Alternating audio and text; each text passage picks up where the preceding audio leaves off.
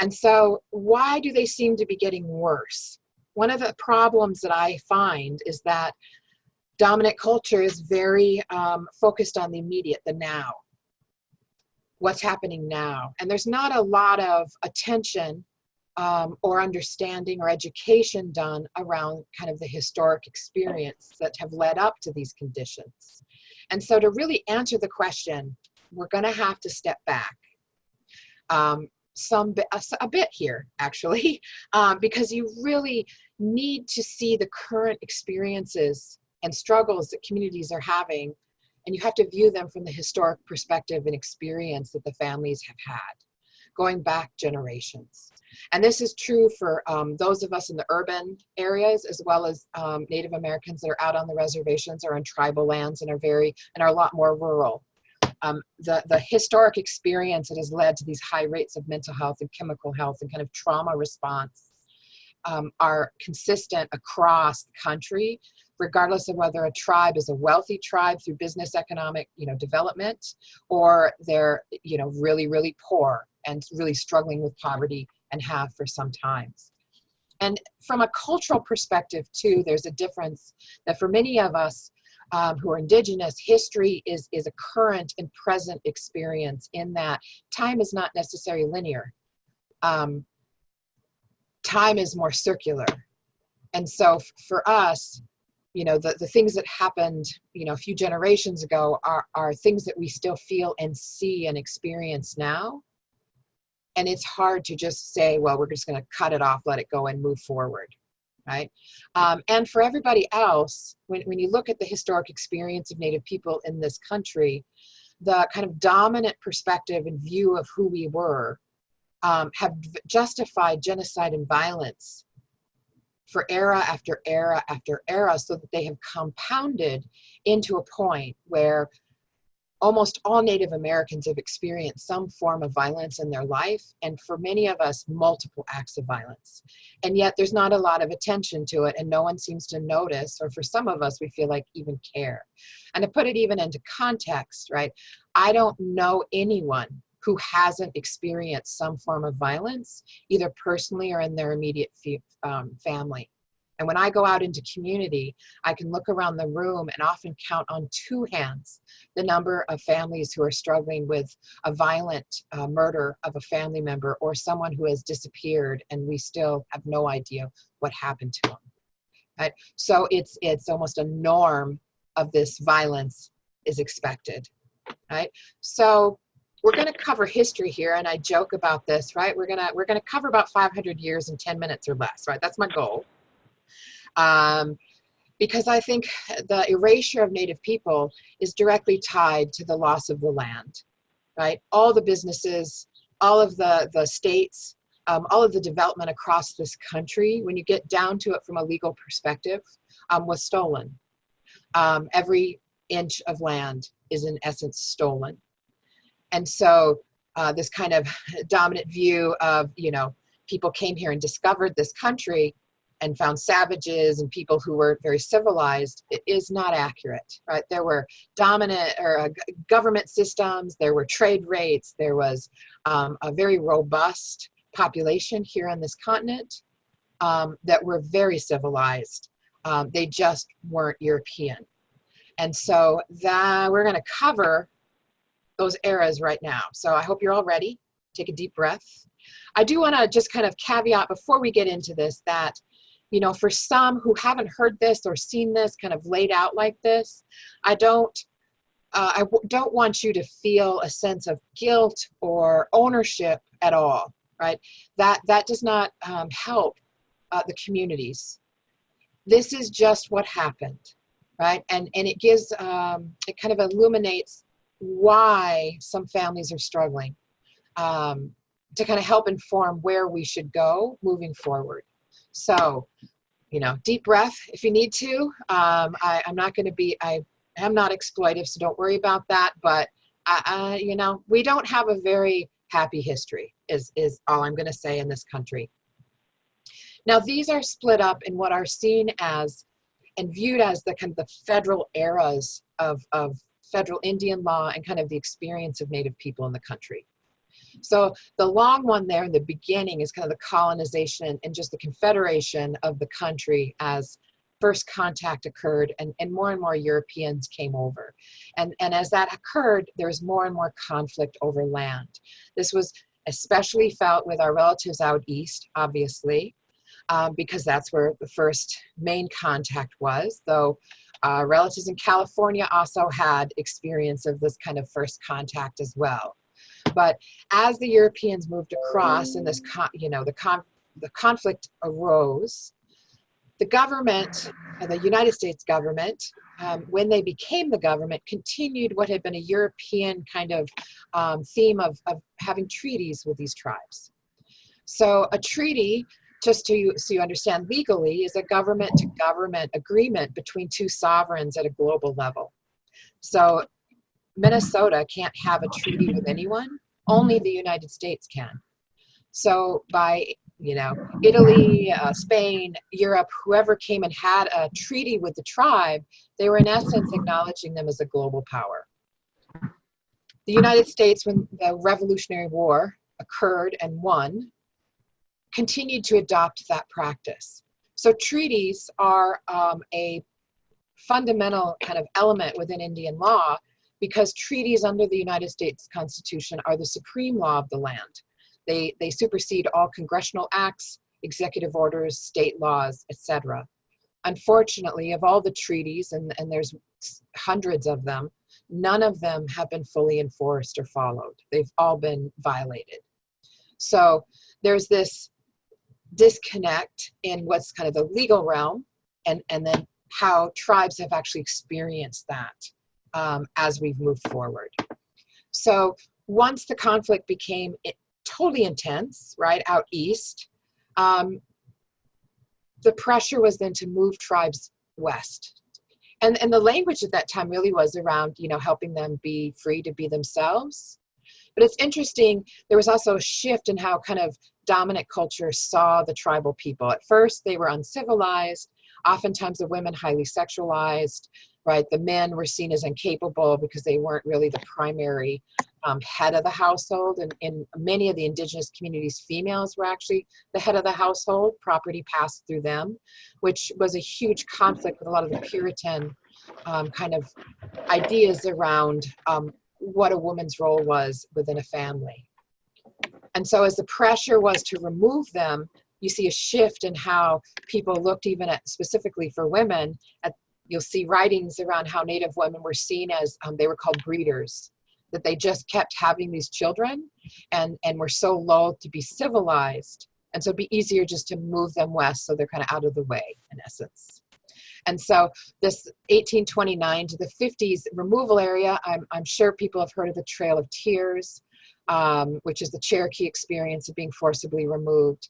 But it's important to note during this removal era, they were done by agreement, except the people who agreed to the removal weren't necessarily people within the tribe who had that authority.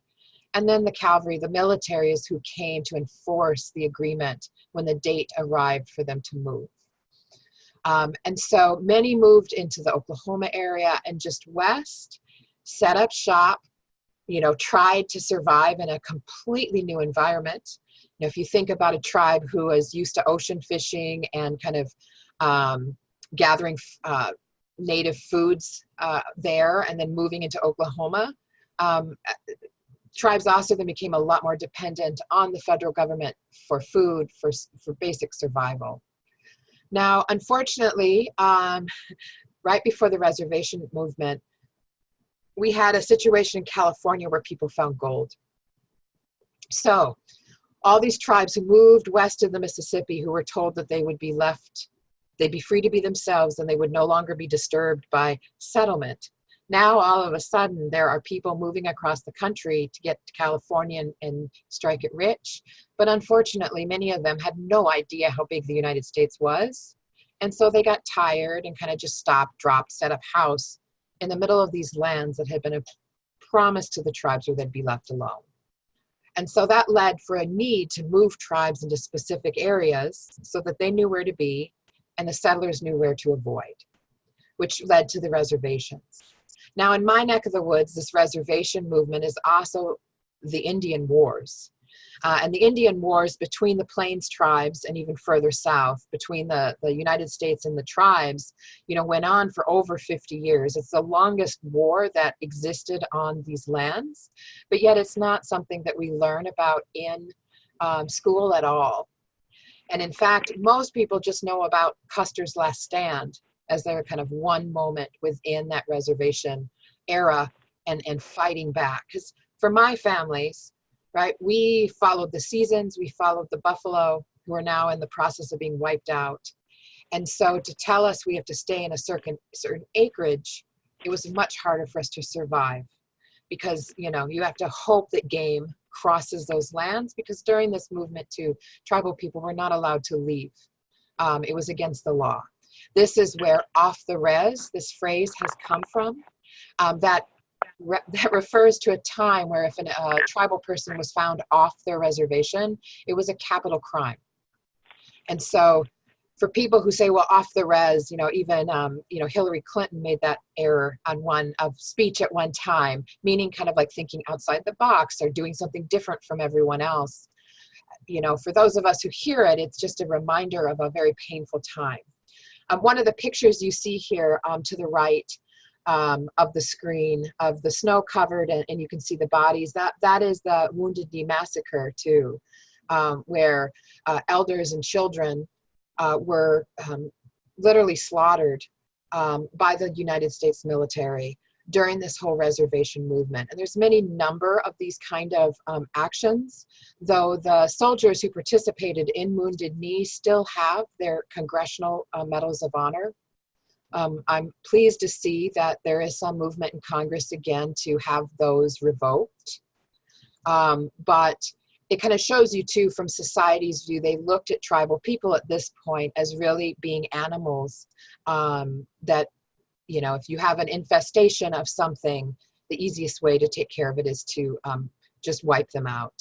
The gentleman who wrote Alice in Wonderland, right, Frank Baum, he actually has a whole series of editorials in the Rapid City newspaper at this time, calling for the complete genocide of the tribal people, because we were beyond hope for civilization, and it would just be easier and a more humane approach than what had been happening so far. Now, once the reservation movement, people are moved to their reservations, tribes are really struggling now. There's outright starvation going on because food allotments aren't coming to the reservations. There is inner strife. Disease is spreading quickly now too. And so people start thinking, well, this isn't really working. We wanted to civilize them. It's not, the reservation's not doing that. So what we need to do is break up tribal identity. And so that led to the next era of allotments and assimilation. This also corresponds with the fighting of the Civil War. When the Civil War was fought and the slavery was ended, though it took many, many years for it to actually end, and I would argue in many ways is still being carried on, but the freed slaves, of course, and obviously would not revert back to African tribal identity, because it had been stolen from them hundreds of years before. And so instead, in many ways, modeled the behavior and lifestyle of their owners by farming, by sending their kids to children, attending church, right, even owning businesses. And so Congress and people looked at the freed slaves and literally thought to themselves, wow, they're doing so well, and the tribal people on reservations are doing so poorly.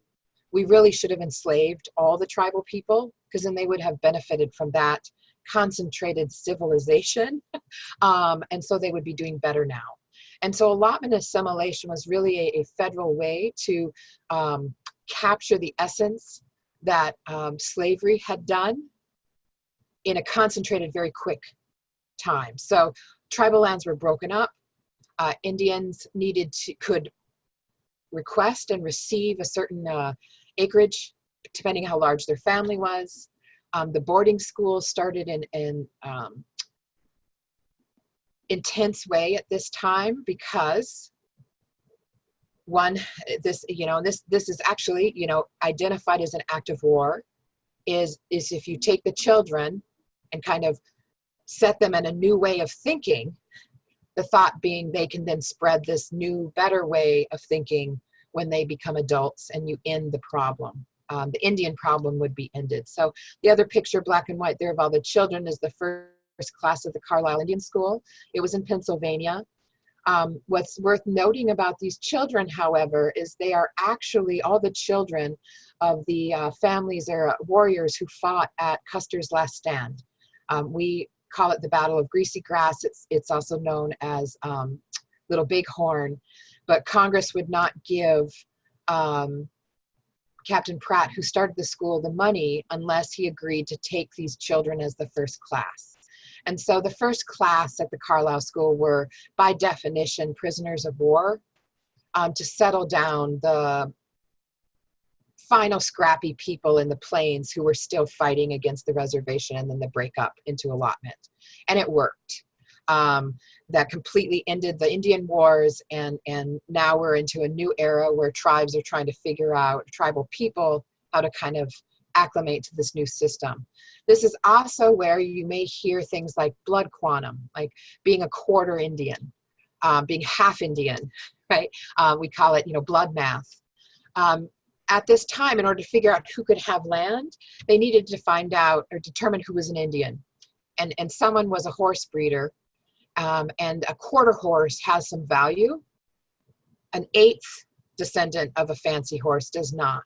And so it was a practical response and answer to who is an Indian in order to receive these allotments of land. We still continue to this day, tribes have kind of adopted a lot of these quantum measurements, which is interesting to me that I can't find a single one who can tell me it was pre-colonization. Like this was a traditional way of identifying, because it really does counter and conflict with kind of traditional views of family and community, and kind of belonging to one tribe or another. But it still exists, and it's something we struggle with. And the other reason they chose the quantum is because they'd seen our population drop from in the millions, tens of millions, probably at first contact, to, a few 100,000 at the 1900 census. And so they felt that because of this kind of quarter quantum requirement, within 4 to 5 generations, there wouldn't be any Indians left. And so it was genocidal in its purpose for the long term. So there's an irony that many tribes still have those blood quantums within their government systems. And just, to note, tribal people are the only one who have to prove how much blood they are. And horses and dogs are the other living things that are also viewed with this kind of force of belonging as well. Now, the boarding schools are going in furiously across the country. In Wisconsin, I think there were 18 children were being moved from the north, the southwest to the Midwest, right, to ensure they wouldn't run away. And so this boarding school experience for our families is directly connected to the kind of child protection and child welfare issues we have even now, that disruption of traditional family values, of systems. It's also worth noting that only men could be seen as a head of a household to receive property. And so this was also the last kind of cut to tribes who had a matrilineal descent of property ownership. Women were not seen as being allowed to own things. And it was some time before white women gained the right to vote. And then sometime after that, when the rest of individual or women of different races got those rights. So the allotment assimilation, though it wasn't that long of a period, really did have disastrous effects around land ownership, because the land that the tribal people didn't take were open to the public. And this is where many of you may have seen that picture of the Indian chief on, old newspaper with, Indian land for sale. That Indian land for sale was all the land that was not taken advantage of by tribal people during the allotment era. This is also worth noting that there was a huge cultural divide at this time too around what is land ownership. From an indigenous perspective, we view ourselves as more a part of the land, a steward of the land, having a relationship with the land. And owning it was definitely a foreign concept at this time. And so for many, the choice to take the land and to follow this kind of allotment era was more a matter of survival than truly appreciating that and believing that they now own the land. And then ultimately, many of those lands were lost because there's a 25-year buffer against local taxation for families to, become self-sufficient.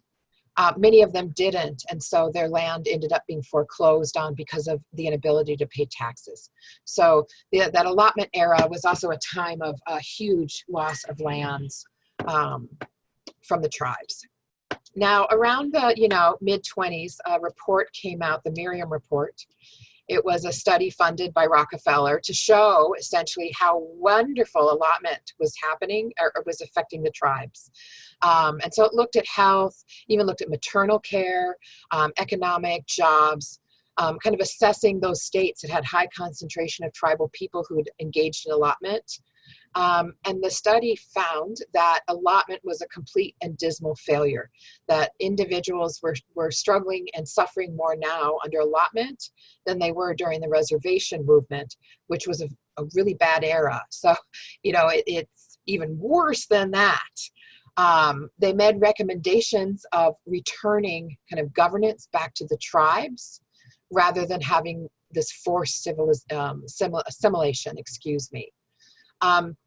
One thing noting, though, which is interesting for me as we work with women, is that during this Miriam era, there's a section on how horrible Native women are as housemakers, that they're horrible cooks, that they can't manage money, that they're terrible parents.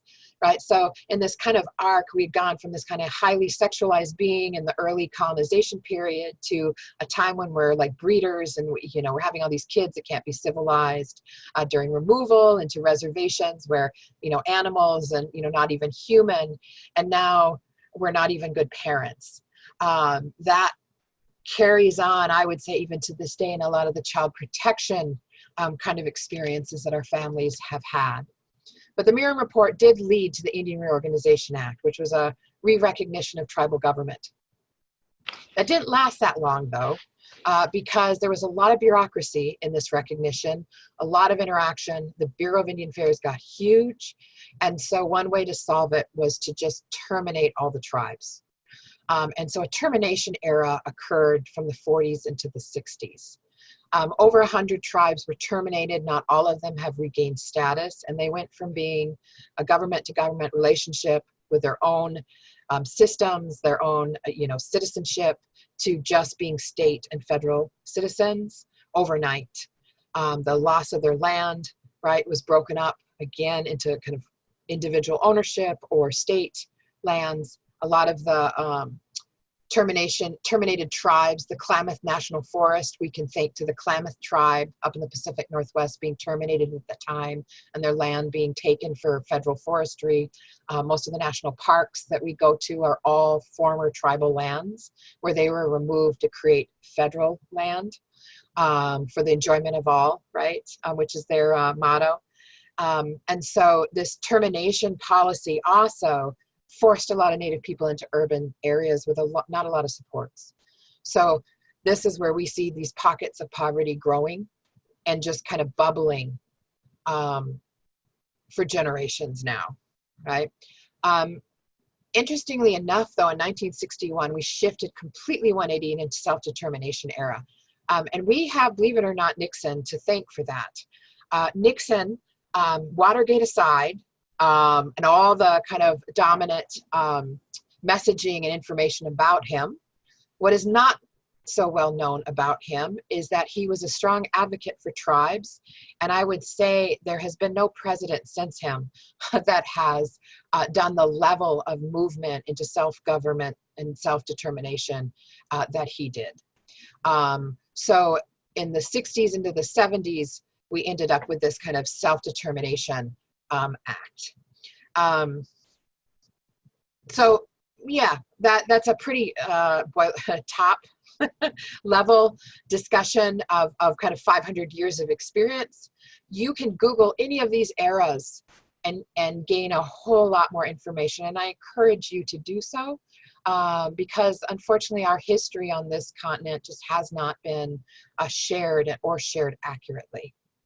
So I'm gonna concentrate a little bit more now on specifically what we see here, right? Is this relocation and termination era moved American Indians, Native Americans into the urban areas. And you can see here, we went from a population of only 8% in the urban area in the 40s to 10 to 30 years later, 64%. And even today, 60 to 70% of all Native Americans, according to the US Census, are in urban settings. So, and that's certainly what we see here and also all over, right? We serve tribal people from tribal nations from across the country, not just from the state of Minnesota.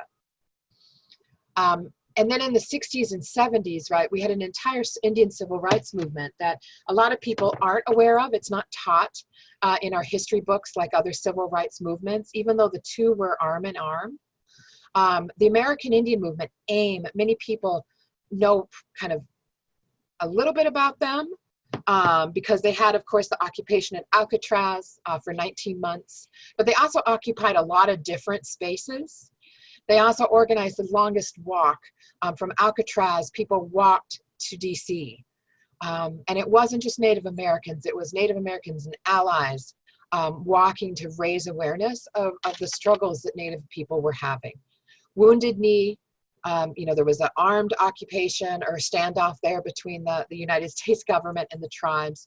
For many of us who were out at Standing Rock a few years ago during the DAPL situation, it felt a lot like Wounded Knee at times as we were, you know, trying to teach our elders and youth, children, where to cross the river in case the National Guard were to invade, per se. So this is another instance where I kind of say the history is really a current experience for many of us, especially the more of us who know more of our overall history, right? One of the things that happened during this Indian civil rights movement too is we uncovered, because of one of the occupations at a federal building, that during the 60s and into the 70s, thousands of Native women were sterilized without their knowledge.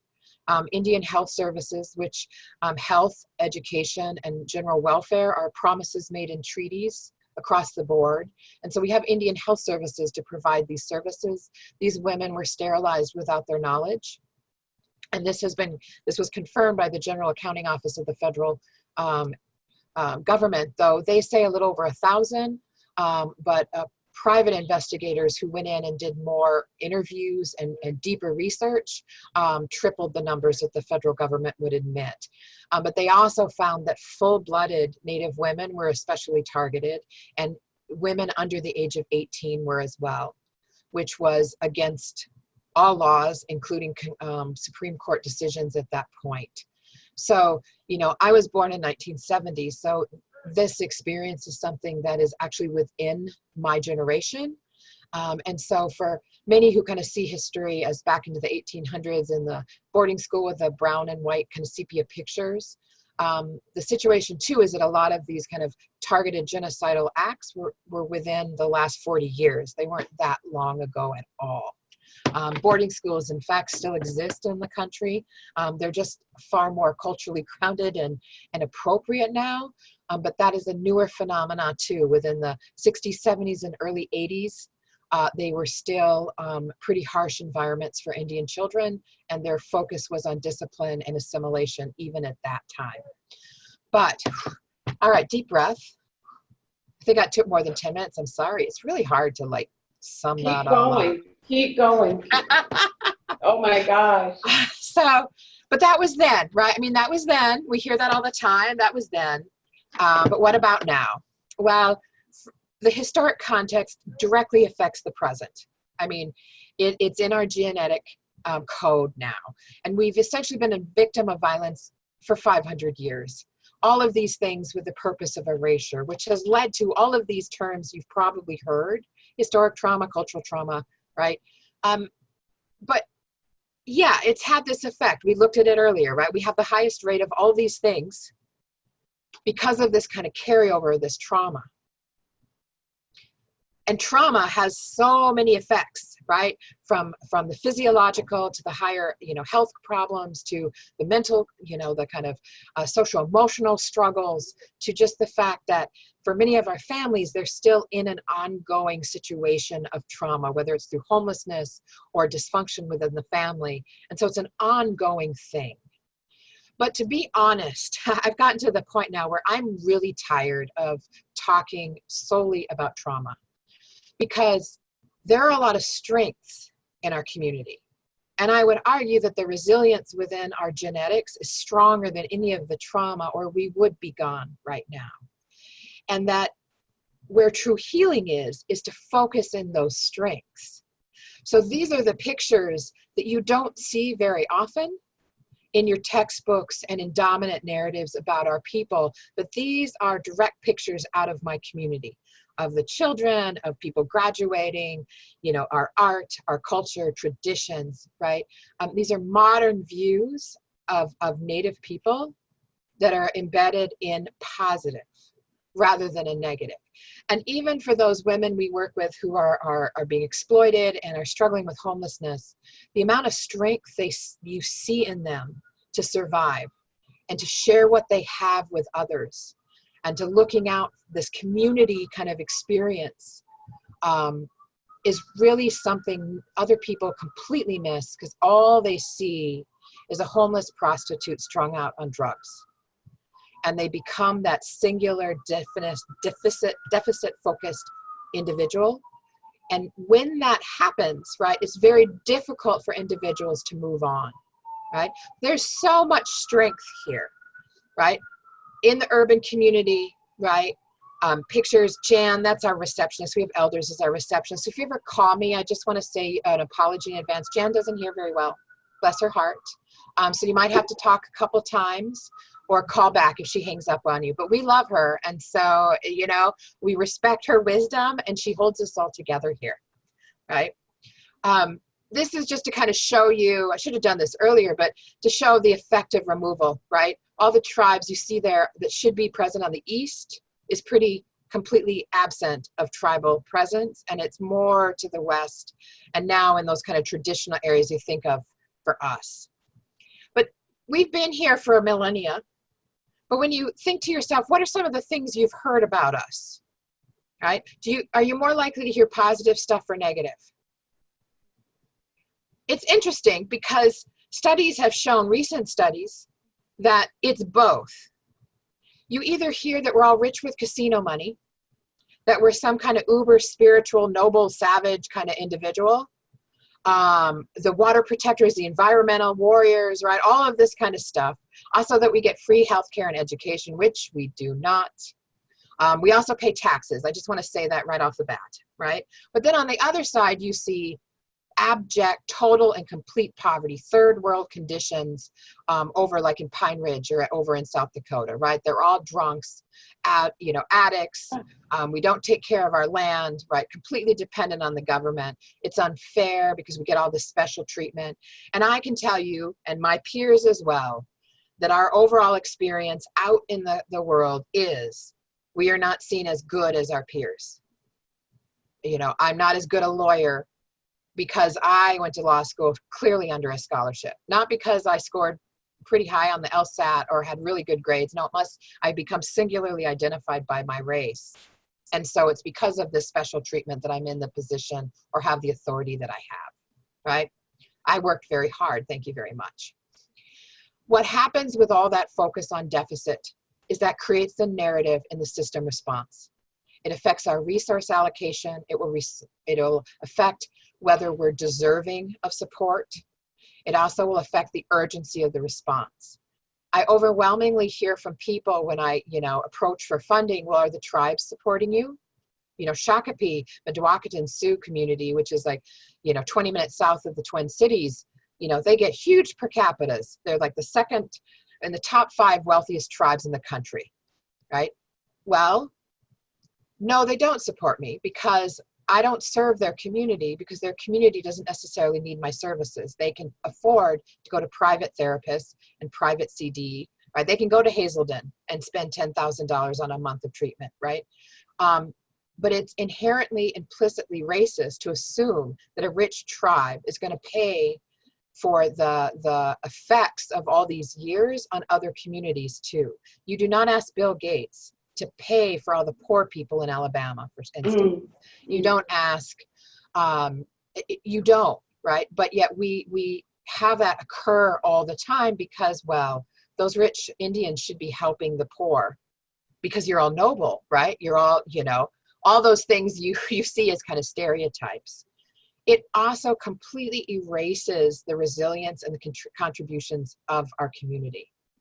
The agencies here within Minneapolis, for instance, we have, hundreds of years of combined experience doing the work that we do. We do it as well as any large-scale agency, and I would argue better. We are only trapped by capacity, which is directly driven by the resources. And when we allocate 2% of the overall budget towards addressing Native American issues, it's not enough to address the fact we're 27 times more likely to be homeless, right? So we don't have enough of a resource, and then it pits people in this kind of fight for the pie when there is no pie, right? There is no resource problem in this country. There never has been, and quite frankly, I don't like pie. I'd rather you gave me the flour, the eggs, and the sugar, and I'm going to make cake because that's what I need and what I want. And so don't define me by what an outside entity thinks is good for us either, right? There is no pie. There's just no pie. But what I see is more damaging is for our individuals, the relatives that we serve here, is it completely undermines their self-sense of worth, of individualism, of their strengths, honoring everything they've overcome to be where they are and to survive day to day. And instead, they're a problem. They are a poor person. They are a mentally ill person, right? They're homeless. And what did they do to make themselves homeless, right? And so that kind of systemic discrimination that bubbles up out of that doesn't get acknowledged because it's all focused on the individual being defective. And I can't tell you how many times individuals in our agency have said at some point, it's not me. I thought it was me, right? When we kind of explain how this historical effect has happened and how it is laying in them physiologically as well as situationally around the systems. And so what we need to do now is shift the narrative from the deficit to strength, not just looking at individual strength, but the collective strength of the community, as well as community strength overall. Right? Not just Native community, but our teachings are the 4 directions. You might see the 4 colors on a medicine wheel, for instance. That represents the world and the 4 people. The white, the red, the yellow, the black, brown people make up the entire community. And the disconnect between all of those people is why the circle is not complete. And so trying to figure out how to build those community strengths so that we're not being pitted against each other, is also what is necessary.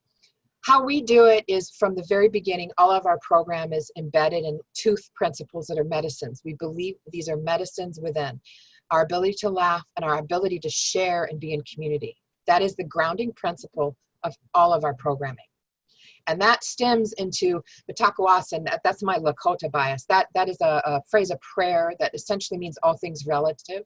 All things are related, but that's not just people. That's also I'm related to the trees. I'm related to the rocks because in essence, when I go home to Standing Rock or Cheyenne River, I'm literally standing on grass and water and trees that have the DNA of my ancestors in them. I'm standing on land that for millennia, my people have returned to and fed. And so recognizing that across the board of this, we're all relatives. So we don't use the word client here. We use the word relative because that's who people are that come to us, whether they're Native or not. Also looking at people where they are and no judgment. Now this means we may have to clean up needles around our agency. It may mean that when it's really cold out, we let people sit inside and get some coffee. It means we have difficult conversations sometimes with staff or some of our housing, or we have 13 units of housing here around what that means around safety, right? But Every day one of our community members survives, to me, is an act of resistance and another day of hope that we can help them find a better way. Or not.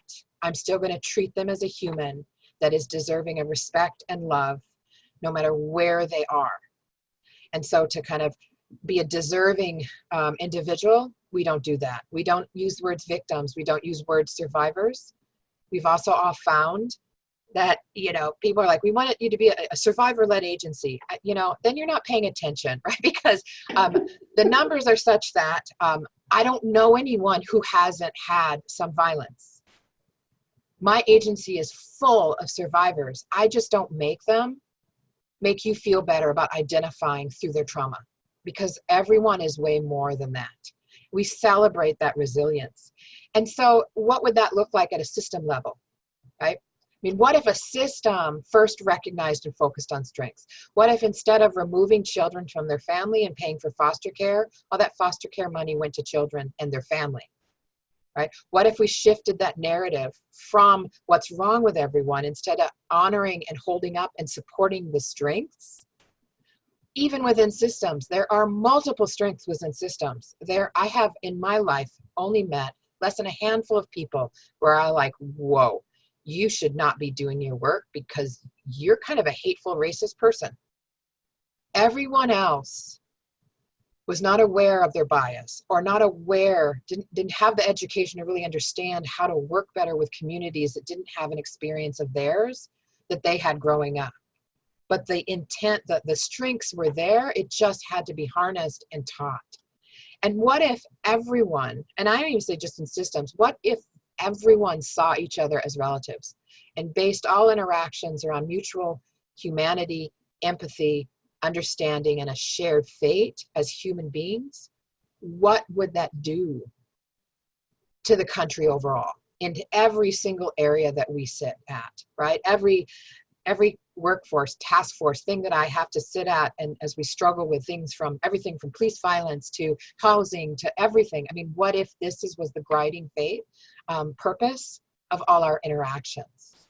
And ultimately, right, at the end of the day, Native Americans are not in control of most of the narrative about who we are. So really, one of the simplest ways I can tell allies to help, not just us, but any community at all, is to listen to learn, and truly understand the community, and let them create the narrative. My narrative about my people is way different than what others may say about us. And if we're at a strength-based narrative, I doubt there would be a Redskins team. I doubt there would be these kind of controversies or Pocahontas costumes at Halloween, because that is not a strength base. That's a deficit erasure. We need more allies just to see us as privileged, powerful people, as are kind of demonstrated here again in this picture. Oh, and there's a picture of the teepee with the paint, right? The hand painting along the bottom. And so I thank you. I'm sorry, I meant to give time for questions, but man, it's hard to get it through 500 years. I'm just saying. There's a couple minutes here. I don't know if the webinar is longer, but you can always reach out to me with questions. I can stay on if the time can expand. But I want to thank you all. It's very weird doing this in my office. Just one more thing about that. Tina, But Wopala. You are, I'll tell you, I could listen to you all day. It's just totally fabulous. We do have a couple comments in our box that Mariah is going to share while you were talking. And if anyone we have time for one more question. If you want to send it through, we can address it now. Oh, there's another one? All right, so I'm going to stop sharing. Hi, everyone. Because then I can see them, right? Yes. There's, so could you share that comment? Sure. It says our local Native American nation was nationally recognized less than a decade ago, and they had to prove their bloodlines in the way that you mentioned. It shows that we have not come very far. Our country recognized their self-determination. Mm-hmm. Yeah, absolutely, right? If someone says they're from Germany, do you ask them, or my family's from Germany, do you ask them how much? Right? Yeah. Do you make them prove it? How much, right? Did you do the Prove it, right? Yeah. Right? Yes.